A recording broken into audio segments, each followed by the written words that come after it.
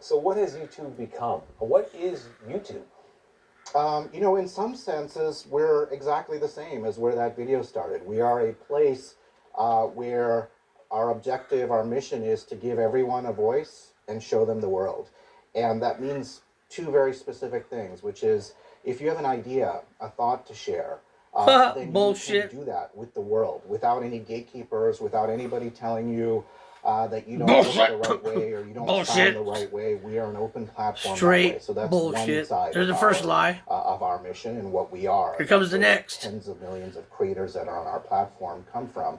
And we're also a place where we show everyone the world. So if you are, no matter the world where that they are want in you the to world, see, if not the there's world that something you want to learn, an it's idea open. that you want to connect with, a community that you want to belong to, YouTube is the place to make that a reality. It's a beautiful mission, right? Give everyone a voice, show everyone the world. But then when you get into the details, there are some people in this world you would not love to have a bigger voice. And other things in this world you don't necessarily want to show to everyone. And that's where this job gets a little bit tough, I would imagine. Yeah, I always say that, whenever a decision comes up to me, it's typically a trade-off between two bad choices. Otherwise, the decision would have been made somewhere else in the organization, and that's big part of that is my job. But to the premise of your question, the way I think about it is we have always been an open platform, and the power of that is here we go, bullshit again. As I said, the amount of creators that have found audiences, built businesses on our platform is enormous. We've paid out over $50 billion to this creator ecosystem over the last 3 years. So it is a place of enormous opportunity through this openness of the platform, but that doesn't mean it's anything goes. We've had community guidelines on the platform since the very early days. Yeah, they change them my number one responsibility every day practically. is keeping our ecosystem of creators, viewers, all of our partners safe on YouTube, and I put that above anything else that we do. Including profit? I put that, including our business, all the products we build. That is the first thing that we look at. When you're in a product review or business review at YouTube, that is the North Star by which we govern all of our actions. Safety. So, safety of our ecosystem, of our creators, our viewers, our partners. It also happens, as it turns out, to be aligned with our business objectives. Our partners want to be part of an ecosystem where they feel safe.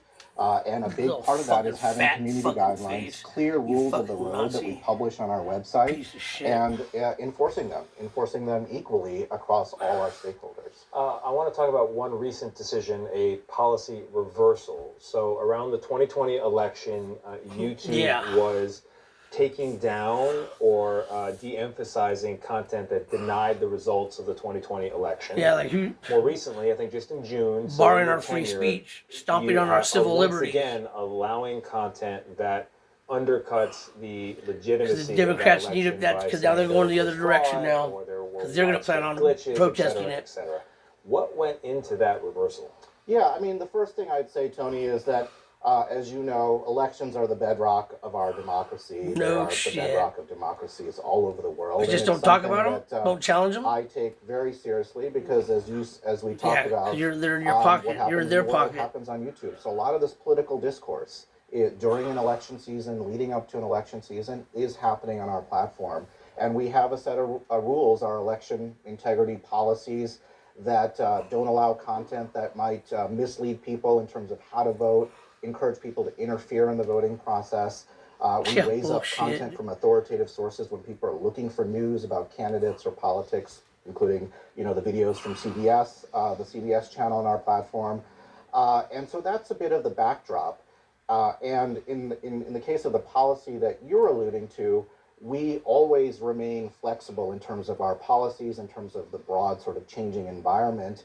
And back to this notion of trade-offs, one of the things that we saw was we don't want a policy rubric that is interfering with broad sort of political discourse on our platform. Yeah. So we made the judgment to err on the side of allowing sort of that full discourse happening leading up to the 2024 election. But that doesn't mean that we're not going to remain incredibly vigilant. We already have teams that are thinking ahead to that 2024 election. Look at anybody Republican. Our system is safe, We have policies around hate speech, harassment. Hate speech is free speech, you dumb fat ass. All situations where we will remove we'll reform content 230 and regardless you of who guys will that be speaker done. is leading up to an election. But on the content that questions the 2020 election results, there was no widespread fraud in that election. So saying so would be a lie. Are politicians allowed to lie in that way on YouTube? Well, you know, as free you speech, know, every even a lie election is free cycle, speech. especially as you get closer and closer to the elections, is full of lots of political speech, lots of heated rhetoric. That is the nature of politics in this country and politics around the world. And back to the spirit of being an open platform, we wanted to allow for that full range of discourse. But that doesn't mean, again, that anything goes. We do have a robust election integrity policy in place. We raise up content from authoritative sources when users are looking for news information. We run election panels leading up to the election. We did, for example, around Democratic the ones. 2020 election. So we really do try to remain nimble and deal with the issues of today as they come up, based on our principles of having clear community guidelines, preventing real-world harm, but also allowing for if you're on the left, political you're all good. discourse. So it sounds like the answer to the question, can a politician lie on YouTube, is yes, but. Well, again, free speech, just like it happens in town hall meetings or at a campaign rally or you know, an interview on a program like this. Politicians say a lot of things when they are making their case to the public, and we want to be a platform where that type of discourse is allowed, and ultimately it's up to our viewers to judge whether that candidate is ultimately worthy of their vote. Okay, we'll see. I imagine part of you can't wait for 2025 when we're in the other side of this election. But I do have one more question on politics, because you know, people on the right, my friends on the right, will tell me that they don't trust YouTube to make decisions that are impartial when it comes to conservative content. To that concern, you say what? What I would say is that we have very clear community guidelines. We try to be as transparent about them as possible, they're real open, and we broad. publish them on our website. Whatever they want to make them. YouTube is a place that doesn't tolerate fat fucking head content that violates those community guidelines.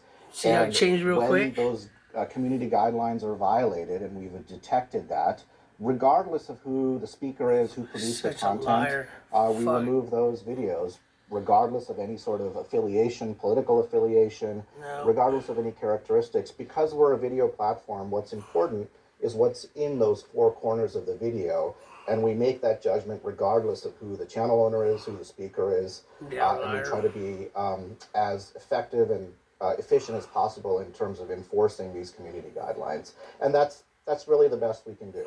So YouTube is ready for the 2024 election? It is, what I would say is that we are already focused on it. We remain vigilant. We have, you know, lots of experience with elections at this point. We learn something new every single election cycle. Yeah, I bet you do. For example, next year we're talking about the U.S. elections. Obviously, all eyes are on that. But there are big elections that are happening all over the world. India is going to have a very big election. And so as a global platform, we want to remain vigilant and make sure that our platform is a place where that election process can play out